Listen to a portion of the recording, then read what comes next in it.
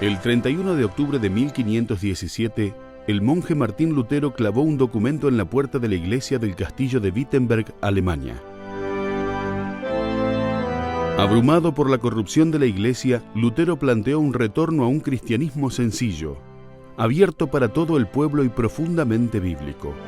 Mucha gente tenía conciencia de esa corrupción, estaban cansados, pero no sabían qué hacer. Entonces Lutero fue la chispa que sirvió para aglutinar esos deseos de renovación, esas inquietudes, esos descontentos, hacen que él se encuentre en el epicentro de una verdadera revolución que empieza siendo espiritual, pero que va a afectar a la sociedad.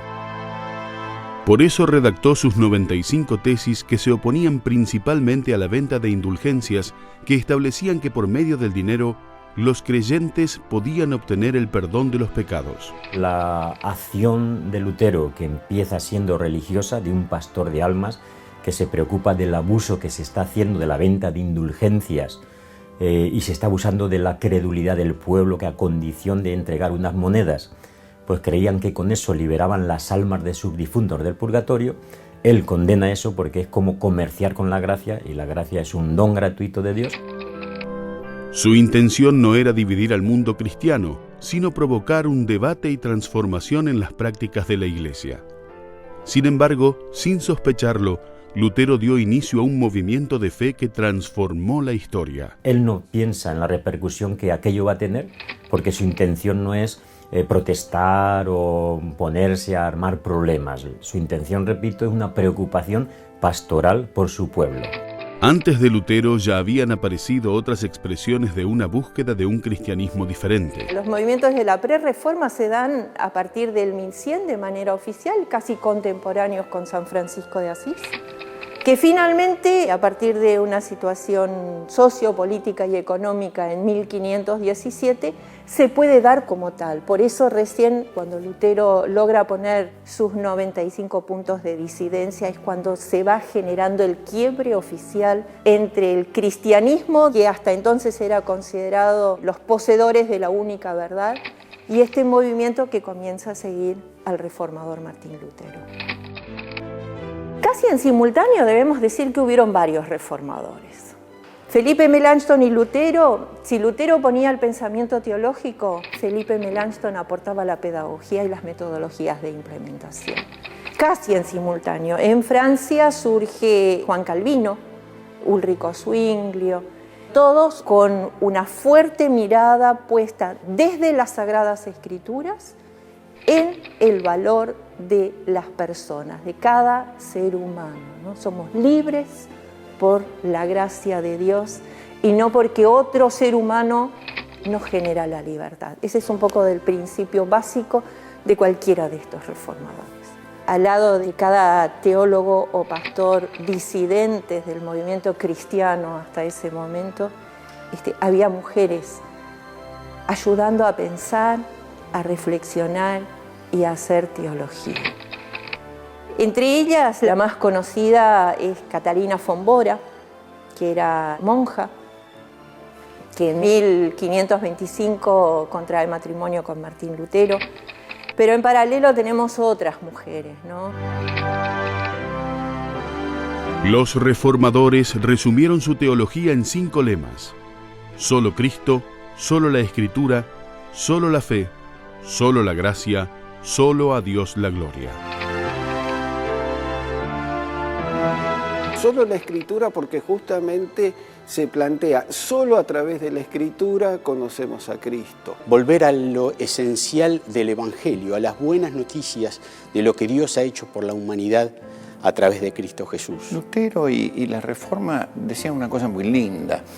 Quizás más que leer nosotros la Biblia es tan poderosa y eficaz que nos lee a nosotros. Cambiar una religiosidad que estaba muy basada en tradiciones de los hombres por las verdades inalterables de la Escritura, de la palabra de Dios. Una palabra viva, eficaz, penetrante, que marca de alguna manera el corazón de lo que queremos creer, de lo que queremos vivir y practicar. Tener a la Biblia, a la Escritura, a la palabra de Dios, como la regla de fe y de conducta para la Iglesia. el pilar de la Reforma que habla de solo la fe tiene que ver con la intención de toda la Reforma, de volver a la simplicidad del Evangelio. Nosotros hemos traducido fe tanto como creer en y por lo tanto afirmar ciertos dogmas, afirmar la existencia de Dios, afirmar determinadas doctrinas. ¿Para qué significa la fe en Jesús? No es creer que Él existe, sino creer que en verdad Jesús murió por nosotros y Él es el camino a Dios. Nuestra fe descansa en la obra salvífica que hizo Jesucristo en la cruz de Calvario. Solo la fe indica solo el trabajo divino, no nuestras acciones, nuestros méritos, nuestra capacidad. Las obras son consecuencias de la fe, o sea que no son necesarias para que una persona pueda ser salva. La fe es una confianza en el Dios que te ha creado, que te sostiene y que te promete vida. La fe de una persona solo basta como para su salvación.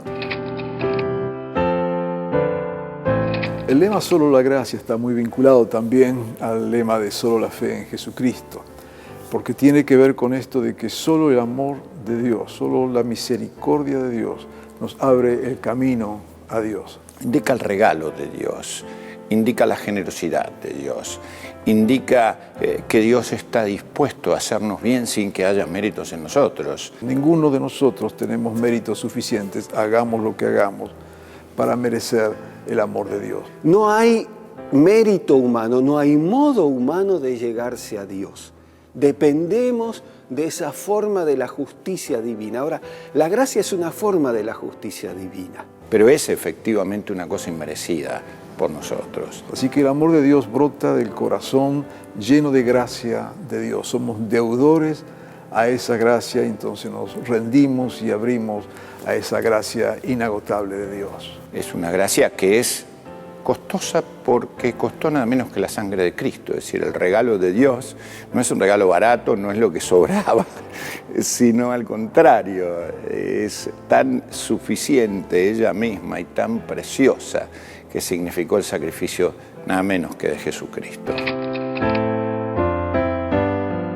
Solo Cristo es un lema importantísimo. Saca del papel a cualquier deidad que pueda sustituir la necesidad de un Salvador. Es Cristo como el camino que tenemos para el conocimiento de la Trinidad, de Dios Padre y de su Espíritu, a través del testimonio de las Escrituras. Indica la centralidad de Cristo, indica la suficiencia de Cristo. En Jesucristo está toda la deidad de Dios resumida en su persona. Indica que Cristo es capaz, Él solo, sin necesidad de ningún agregado humano, de ninguna institución o asociación, para lograr el propósito que Él tiene de ser Salvador de nuestras vidas, ser el Señor de la vida. Superar toda idea de que es la Iglesia la que salva, o de que hay una institución o una estructura de santidad que es la que te recibe. Es Cristo, la persona de Cristo, según el testimonio de las Escrituras. Y no hace falta ni es necesario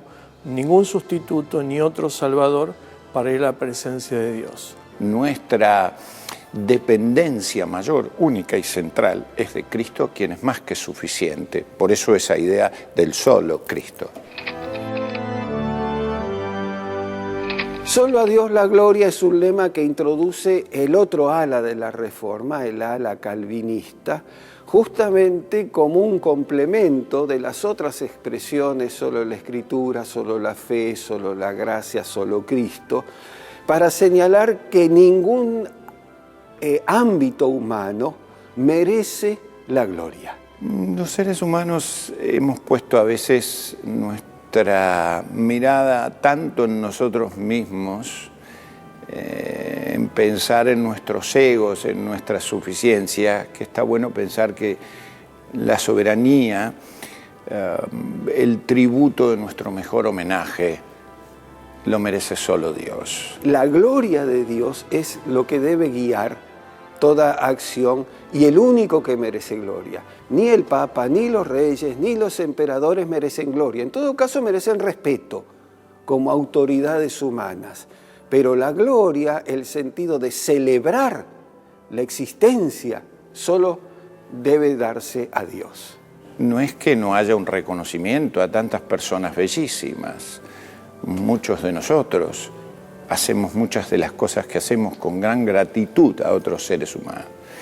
Pero la gloria es algo supremo. Indica el reconocimiento de una gran soberanía que solamente se tributa a Dios. Por eso solo a Dios la gloria.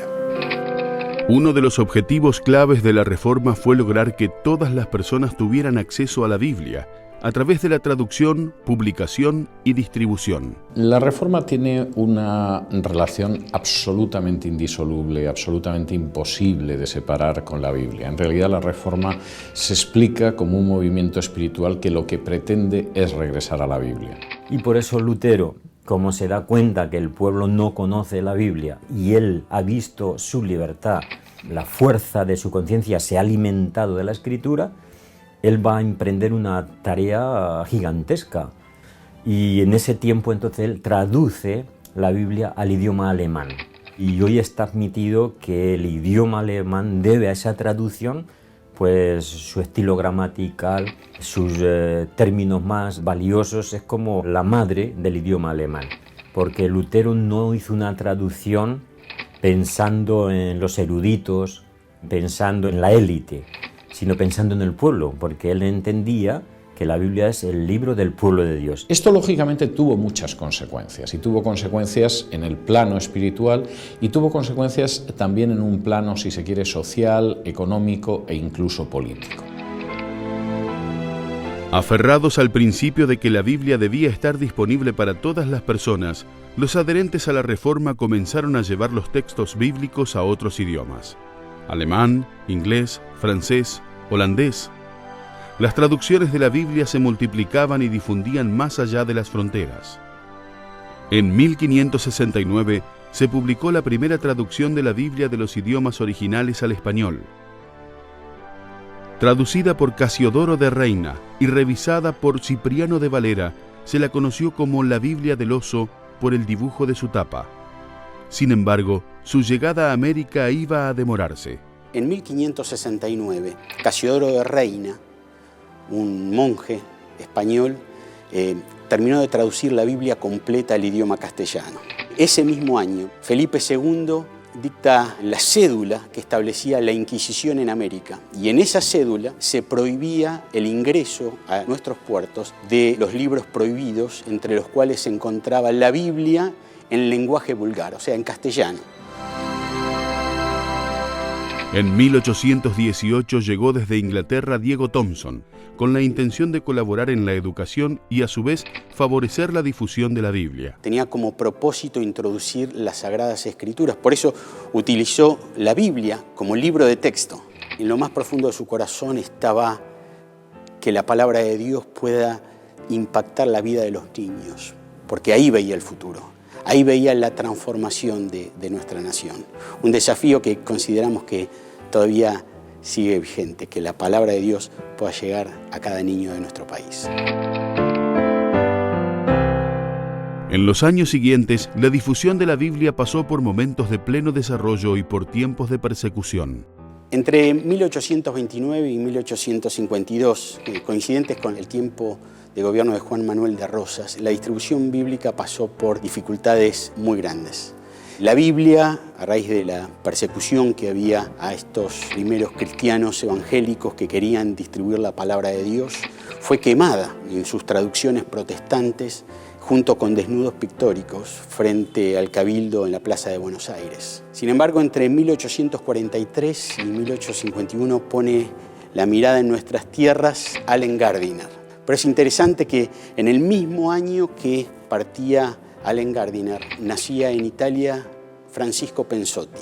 Y este italiano que finalmente llega a nuestras tierras después de tener una experiencia de conversión a Cristo, se convertiría en un verdadero apóstol de la distribución bíblica, ofreciendo la Biblia de casa en casa, de chacra en chacra, de pueblo en pueblo y de nación en nación.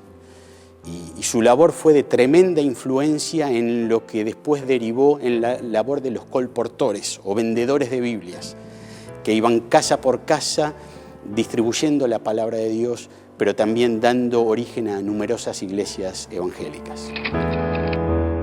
El afán de lograr que cualquier persona pueda acceder al texto bíblico continuó también en estas tierras.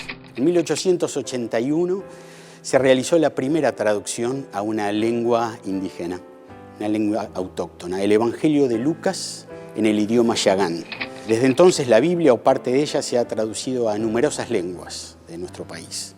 Podemos pensar en el wichí, cuya traducción completa de la Biblia se terminó en el año 2002, el tobacom, el toba del oeste, el mocoví, el pilagá, el chorote, el quichua santiagueño. En la cultura argentina se dio algo muy particular y es que vivimos un proceso de búsqueda de secularización, sobre todo en los inicios del Estado argentino, ¿no? Hubo toda una moda de decir, bueno, para ser un Estado avanzado, moderno, bien desarrollado, hay que ser secular.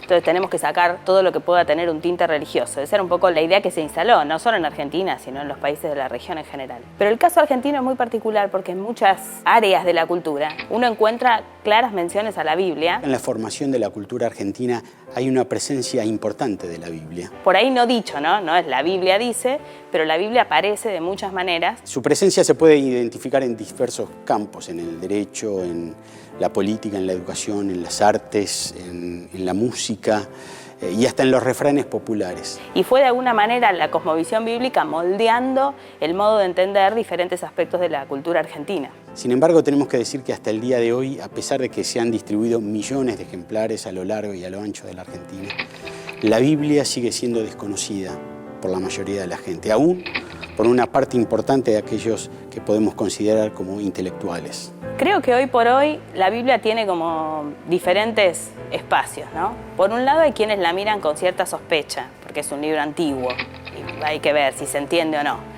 Hicimos una encuesta con la Sociedad Bíblica Argentina y todavía hay mucha gente que piensa que la Biblia es algo muy difícil de entender. Y en otros espacios la Biblia es valorada como una fuente de sabiduría, también valorando su trayectoria, su antigüedad. En la Biblia podemos encontrar la sabiduría de los pueblos del tiempo en el que la Biblia se escribió, como algo más de, no sé, de museo histórico. Y hay muchos argentinos que valoran a la Biblia por su mensaje actual. Y los que somos cristianos y creemos en la palabra de Dios como una fuente de sabiduría para nuestra vida cotidiana, también somos muchos y que tomamos de la Biblia muchos elementos para nuestra vida.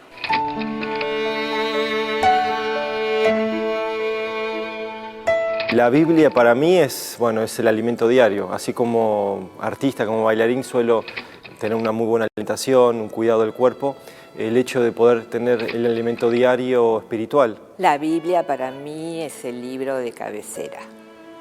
Allí está absolutamente todo. Yo me acerco a la Biblia para conocer la voluntad de Dios en su decisión acerca de nuestro destino. Sin duda la Biblia me muestra el pensamiento, el corazón de Dios, el plan de Dios para mi vida, pero me muestra una línea en momentos que a uno les toca vivir muchas cosas que muchas veces no tienen un parámetro fijo en donde uno pueda asirse y lógicamente tomar buenas decisiones. Y la Biblia es el manual, es el GPS, junto al Espíritu Santo, ahí es el check, es como el mapa del copiloto que le va diciendo al piloto del rally a la derecha, a la izquierda. Te da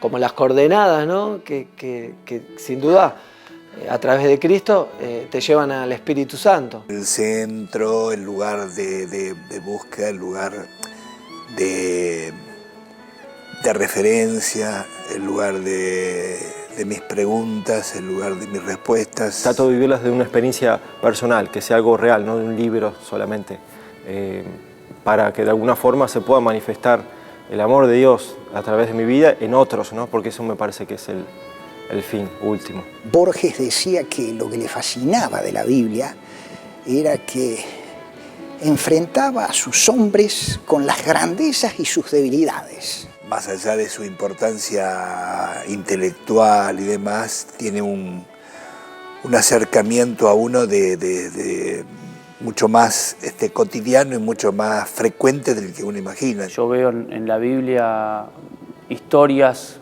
semejantes a las que me pasan a mí diariamente. Tiene muchos versículos que me han impactado en mi vida, los salmos, que en los momentos de dificultades, de tener problemas, todos los demás, a todo tiene una respuesta. La Biblia tiene versículos, pasajes inspiradores para todas las experiencias de la vida. Un punto de partida cuando uno precisamente está en momentos como los que tuve yo, ¿no? Momentos de oscuridad, momentos de búsqueda, momentos de desconcierto. La Biblia te da esa luz, esa puerta abierta para que uno pueda salir adelante. Yo creo que la Biblia tiene que ser una guía, por supuesto, no para castigar, no para juzgar, sino una guía donde uno pueda hacer ese estudio y de alguna manera también poder experimentar, digamos, lo que te enseña la Biblia. Lo tomo como mi guía permanente, mi conciencia podría decirse, porque en realidad no solamente está escrita, sino que está viva en mi mente, en mi corazón. Es un libro que incluye muchos libros y que fue escrito en un largo periodo de tiempo. El libro de los libros, digo, no hay que darle más vuelta a eso, es un libro absolutamente importante para todas las sociedades del mundo, sobre todo la cristiana. La oferta de la salvación, la oferta de la reconciliación está claramente expresada, especialmente en el Nuevo Testamento. Pero creo que el impacto mayor de leer la Biblia o de estudiarla es conocer a Cristo, ¿no? Entender que toda la Biblia, desde el Génesis hasta el fin del Apocalipsis, se trata de Cristo. Es la comunión con los hermanos. Es muy importante para mí y para mi familia. Y es la palabra de Dios. Quien no lee la palabra sabe que hay que portarse bien, no hacer esto, no matar, no está, pues están los mandamientos que ya nos dan una pauta de lo que no se debe hacer. Pero la total voluntad del Señor, solamente leyendo la palabra, ahí la sabemos a través de la boca de Cristo y de los actos de Cristo.